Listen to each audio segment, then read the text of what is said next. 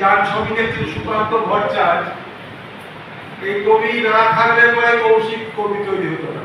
সুকান্ত বিচিত্রা বলে একটা বই পড়ে আমি এত আলোড়িত হয়েছিলাম যে আমি কবিতা লেখা শুরু করেছিলাম।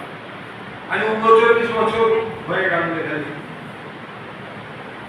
সুকান্ত ভট্টাচার্যের প্রতিটা কবিতাই আমার কাছে তীব্র আলোড়ন ফেলে, তার রাজনৈতিক দৃষ্টিভঙ্গিটা ছাড়া। আমি কোন রাজনৈতিক দলীয় দৃষ্টিভঙ্গিতে বিশ্বাস করি না। আর আজিজুল হককে আমি সামনে থেকে দেখেছি, কংগ্রেস আমলে অত্যাচারিত হয়েছে, সিপিএম আমলে অত্যাচারিত হয়েছে। অত্যাচারিত না হলে তাহলে কি বিপ্লবী হলো?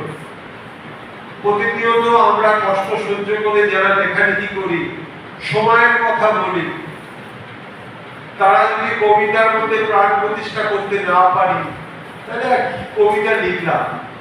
যাই হোক, বৌদি বলে যারা ছোট্ট কবিতা পড়তে, একটা ছোট্ট কবিতা পড়ছি।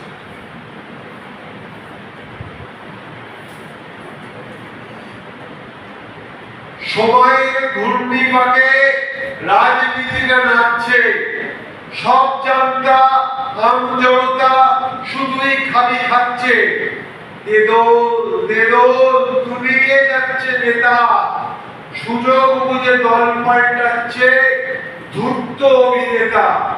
কে যে ভালো খারাপ নয় পলিটিক্সে খুঁজছি, পাঁচ সরাতে গিয়ে আমি চোরা শতে ডুবছি।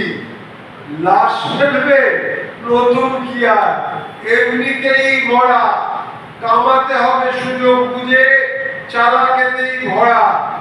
ভালো তো আর হবার তো নয়, যতই করো চেষ্টা, বন্ধ আর বদমাশেতে ভরেই গেছে দেশটা। বন্ধ আর বদমাশেতে ভরেই গেছে দেশটা। এখানে উপস্থিত সবাইকে আমার ভালোবাসা, ধন্যবাদ।